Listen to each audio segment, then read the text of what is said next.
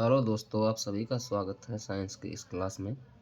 जैसा कि आपको पता है, कल हमने दांतों के बारे में अध्ययन किया था।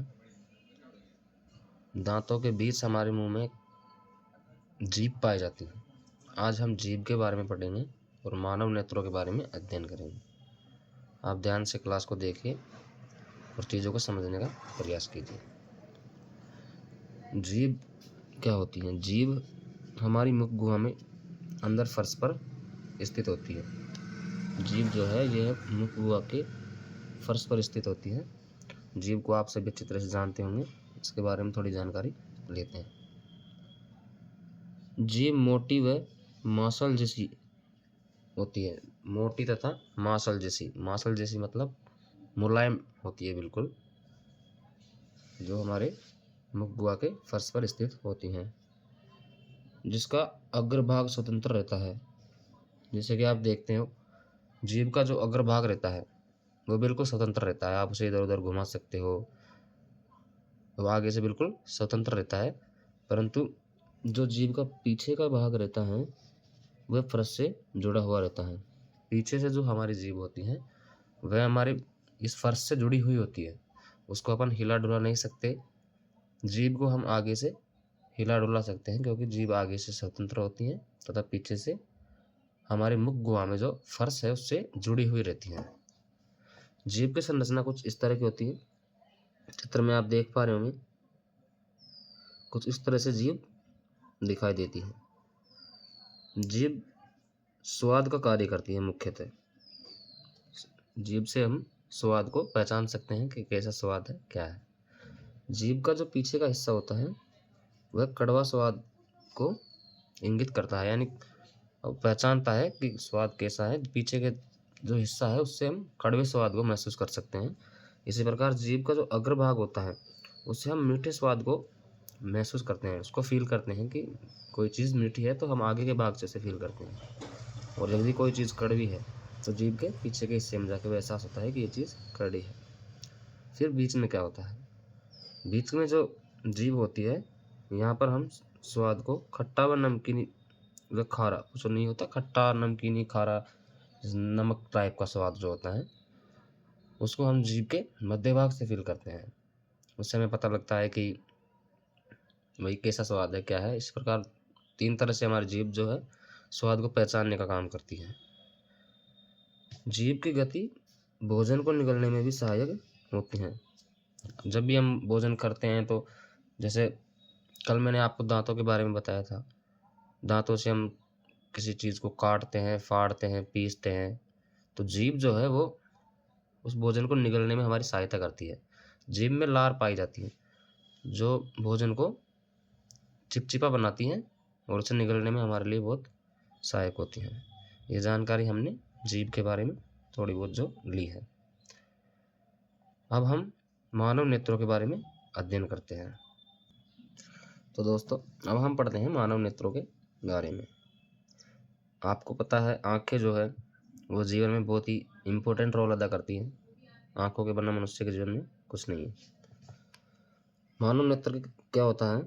किसी भी वस्तु को स्पष्ट देखने के लिए आँखों से उसकी न्यूनतम दूरी 25 सेंटीमीटर होनी चाहिए।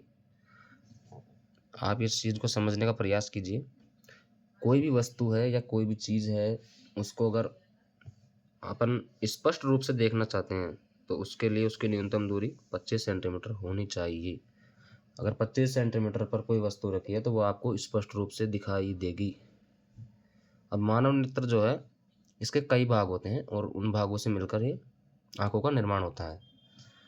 तो हम मानव नेत्रों के मुख्यतः जो भाग हैं उनको पढ़ने का प्रयास करते हैं। फर्स्ट भाग होता है इसका कॉर्निया।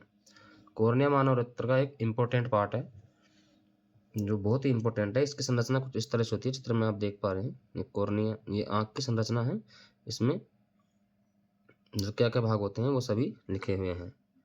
इसमें दृष्ट पटल होता है, रेटिना होता है, दृष्टि पेशियाँ होती है, कुचाव द्रव होता है, आइरिस होता है, नेत्र तारा, लेंस वगैरह जो सब है, इनसे मिलकर हमारी आँख बनती है, जिससे हम देख पाते हैं 25 सेंटीमीटर की दूरी पर बिल्कुल स्पष्ट रूप से।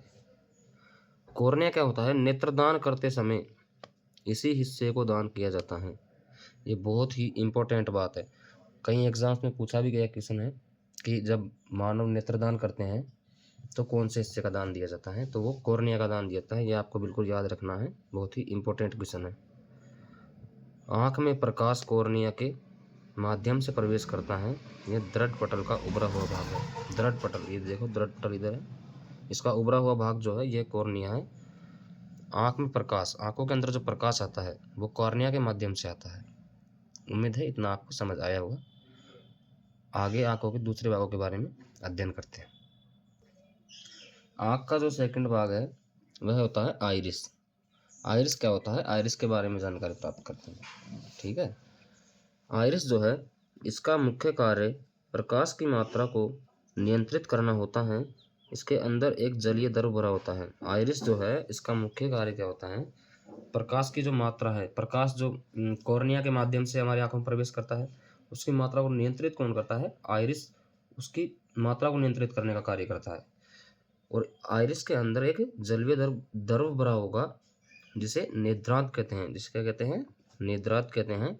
जलीय द्रव जो आंखों के अंदर जब लगता नहीं कि कभी कभी आंखों में आंसू से आने लगते हैं, मतलब हमारी आंखें नमी सी रहती हैं आंखों में, वो रहती है नेत्रांत के कारण। ये द्रव इसके अंदर भरा होता है आइरिस के अंदर। और इस द्रव का नेत्रांत का जो अपवर्तनांक होता है वो 1.336 होता है। 1.336 इसका अपवर्तनांक होता है नेत्रांत का। ये बात आपको बिल्कुल याद रखनी है, वेरी इंपॉर्टेंट क्वेश्चन है, कहीं भी पूछा जा सकता है आपसे। अंधेरे में आइरिस फैल जाता है जबकि अधिक प्रकाश में ये सिकुड़ जाता है। समझिए, मतलब जैसे अंधेरा होता है या ठंड होता है, मतलब कहने का तात्पर्य है जैसे ठंड का मौसम होता है तो आइरिस जो है फैल जाता है, ये अधिक तेजी से काम करता है। मतलब परफेक्ट टाइम है इसका, ठंड का मौसम हो या अंधेरा हो ऐसा टाइम। लेकिन जब अधिक प्रकाश होता है तो आइरिस सिकुड़ जाता है प्रकाश के कारण, क्योंकि ये प्रकाश की गति को नियंत्रित करता है, प्रकाश को नियंत्रित करने का काम करता है, इस वजह से। आइरिस आपको समझ आ गया होगा। अब इससे आगे बढ़ते हैं और आगे का जो नेक्स्ट पार्ट है वो पढ़ते हैं नेत्र तारा या पुतली। तो चलिए दोस्तों, अब हम पढ़ते हैं नेत्र तारा के बारे में। नेत्र तारा या पुतली, नेत्र तारा या पुतली क्या होता है, क्या कार्य होता है इसका। इसी के अंदर आंखों का लेंस स्थित होता है जो प्रतिबिंब को रेटिना पर बनाएगा। नेत्र तारा जो है इसके अंदर आंखों का लेंस, आंखों का जो लेंस होता है जो देखने का कार्य करता है, आंखों का लेंस वो कहाँ होता है, नेत्र तारा के अंदर स्थित होता है जो प्रतिबिंब को रेटिना के ऊपर बनाता है। नेत्र तारा में जो लेंस होता है वो प्रतिबिंब को रेटिना के ऊपर बनाएगा। मनुष्य की आंख में उत्तल लेंस स्थित होता है। ये बात बहुत ही इंपॉर्टेंट है, आपको ध्यान में रखनी है। मनुष्य की आंख में उत्तल लेंस पाया जाता है। कभी भी क्वेश्चन पूछा जाए आपसे मनुष्य की आंख में कौन सा लेंस पाया जाता है, तो कौन सा पाया जाता है, उत्तल लेंस पाया जाता है। इसी कारण रेटिना पर बनने वाला प्रतिबिंब उल्टा बनेगा। फिजिक्स में आपने पढ़ा ही होगा लेंस के बारे में, अवतल लेंस उत्तल लेंस के बारे में। उत्तल लेंस पर जो प्रतिबिंब बनता है वह हमेशा उल्टा बनेगा। तो मनुष्य की आंख में उत्तल लेंस पाया जाता है, इसी कारण है रेटिना पर बनने वाला जो प्रतिबिंब होगा वो भी 100% उल्टा बनेगा। दृष्टि तंत्रिकाएं बनने वाले उल्टे प्रतिबिंब को सीधा करने का कार्य करती है। दृष्टि तंत्रिकाएं, ये जो दृष्टि तंत्रिकाएं जो होती हैं ये रेटिना पर बनने वाले उल्टे प्रतिबिंब को सीधा करने का कार्य करती हैं। इतना आपको समझ आया होगा। अब इसमें कुछ इम्पोर्टेंट बात है 2 लाइन में, वो मैं आपको समझा देता हूँ। इम्पोर्टेंट लाइन क्या है, मनुष्य की आंख पर किसी भी चित्र का प्रभाव 1/10 सेकंड तक रहता है। कोई भी चित्र अपन देखते हैं तो 1/10 सेकंड तक उसका प्रभाव मनुष्य की आंख पर रहता ही है। हम किसी चीज़ को देखते हैं तो लगता नहीं कुछ देर के लिए कि उससे मुंह हटाने के बाद भी हमें वो चीज़ दिखती है, यानी कि 1/10 सेकंड तक मनुष्य की आंख पर किसी चित्र का प्रभाव रहता है। आंख की पुतली व रेटिना के मध्य एक द्रव भरा रहता है जिसे कचाव द्रव कहते हैं। आंख की पुतली व रेटिना के मध्य, आंख की पुतली और रेटिना के मध्य जो द्रव रहता है उसे क्या कहते हैं, कचाव द्रव कहते हैं। कचाव द्रव उसे कहा जाता है जो आंख की पुतली और रेटिना के मध्य स्थित होता है। इसी प्रकार हमारा मानव नेत्र वाला टॉपिक कंप्लीट होता है। हमने कल मानव दांतों के बारे में पढ़ा, आज जीभ के बारे में और मानव नेत्रों के बारे में अध्ययन किया। उम्मीद है आपको इतनी बातें अच्छे से समझ आई होगी। अगर समझ आई है तो यूट्यूब चैनल को सब्सक्राइब ज़रूर करें, वीडियो को शेयर करें ज़्यादा से ज़्यादा। Thank you so much.